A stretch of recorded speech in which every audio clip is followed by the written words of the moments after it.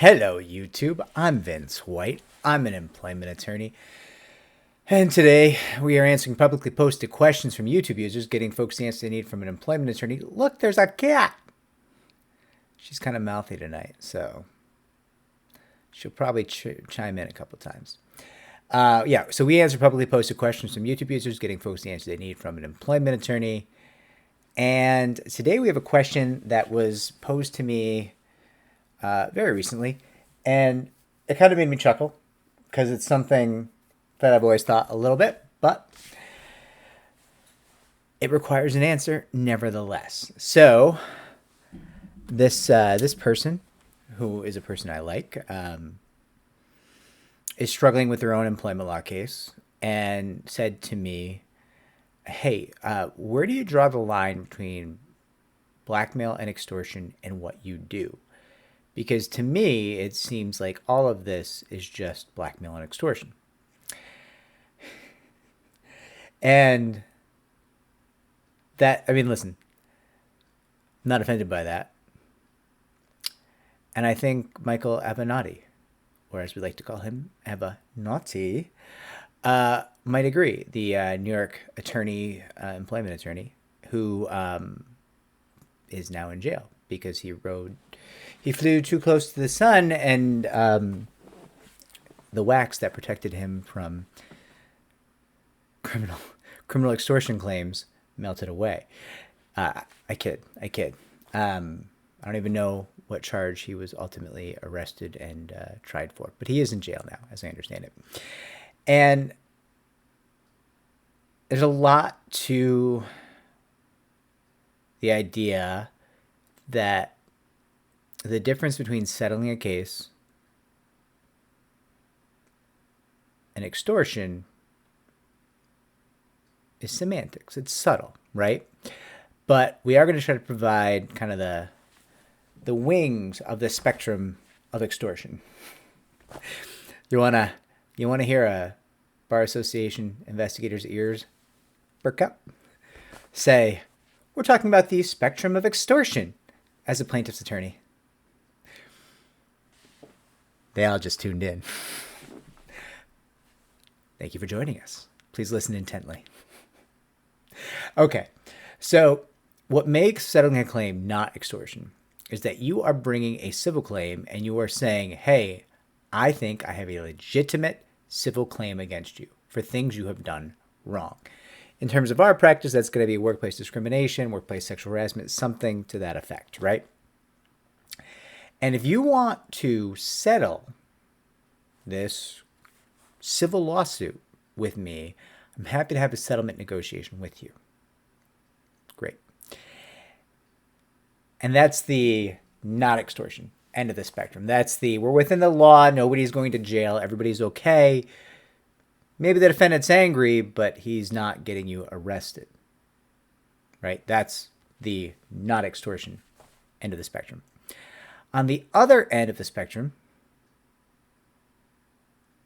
you would be saying, hey, I think I can prove that you committed a crime. And if you don't pay me money, I'm going to report you for that crime and you're going to go to jail. 99 times out of 100, that's extortion, right? And there's going to be consequences, potentially, if the defendant that you're threatening is brave enough to report you to the authorities.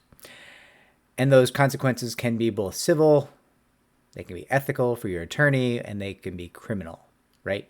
There's just a world of hurt that can go on between there. Now, you notice they put this on a spectrum. The not extortion side and the extortion side. And that's because there's a lot of things between those two extreme examples that go on, some of which I would say are clearly not extortion, and some of which I would say, ooh, don't say that. No, don't do that. Don't do that. And I can provide some examples, but the way I want you to think about what is and is not extortion in a settlement discussion is very much that spectrum. And I want you to place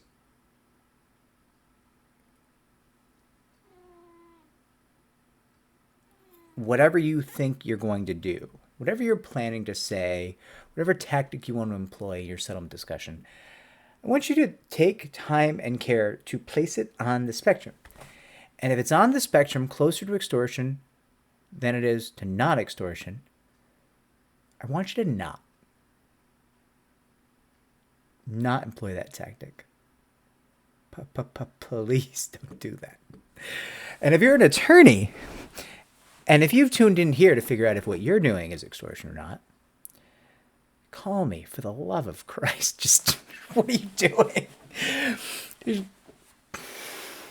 Really, it's not worth it. Come down off the ledge. Come down. It's okay. We'll catch you. Okay, so things that are not extortion.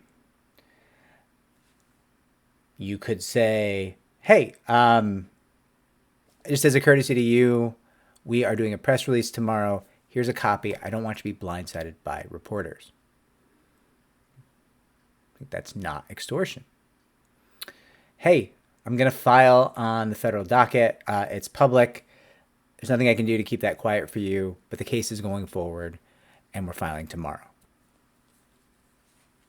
Not extortion, right? You are doing things in furtherance of your client's civil claims that are right and necessary to protect your client's interests and ferociously litigate the case. Not extortion.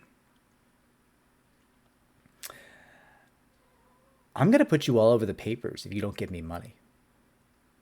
I'll ruin you. Extortion! We have committed extortion. And you might say, Vince, it's just a couple of different words.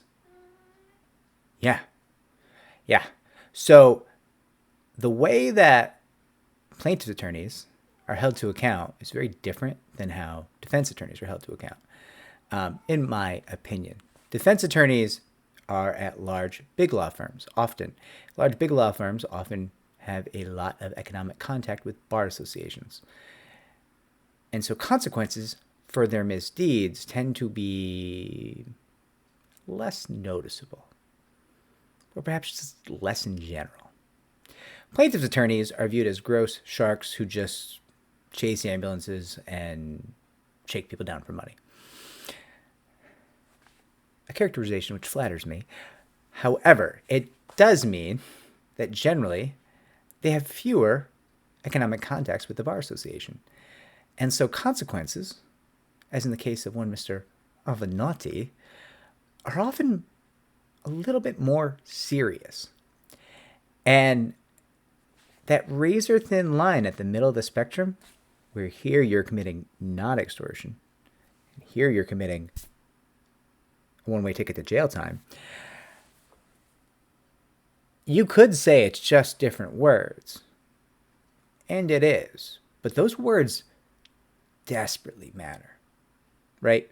If you're threatening to report someone for a criminal act, unless they give you money, it's not going to go good for you. Well, it's not going to go well for you. But if you're saying, hey, I'm filing this civil case,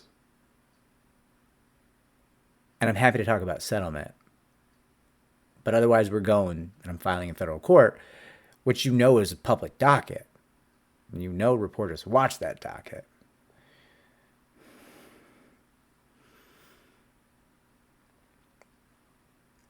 Probably not extortion in most jurisdictions, right? And I know I'm not going to be answering whatever your thought is with this video. Whatever you're thinking of saying, whatever wording you're working up in the shower when you're like, I know how I'm going to do this. I'm not going to know what that is. But you could bring it to the spectrum and in your heart, using all the sincerity encapsulated in your very heart of hearts, you could put your plan on the spectrum of extortion. And you could say, bad idea. And then what have we done? What have we done? We've kept you out of jail. We've kept your ethical history clean, right? Like, and if you're a pro se litigant, God above, I don't even know what we saved you from. People are going to give you some leniency because you're pro se and you don't have an attorney, so there'll be some leniency for some of the things you might engage in some places. But in other places, it's just going to be like, that's extortion, you're going to jail. You put the extortion in writing. Perfect. Easy jail time. It happens. Really, truly, it happens. So whatever negotiating tactic you'd like to employ, always test it with the spectrum of extortion. And again, regulators, the spectrum of extortion is a tool to avoid extortion, like specifically designed to make sure that people are not committing extortion. No blackmail. Okay. I'm being silly, but really, truly, like it's a very tight thing, and be careful. I want good things for you. I want you to be successful with your case. If this was helpful, like, subscribe, comment down below. It helps me to help more people just like you.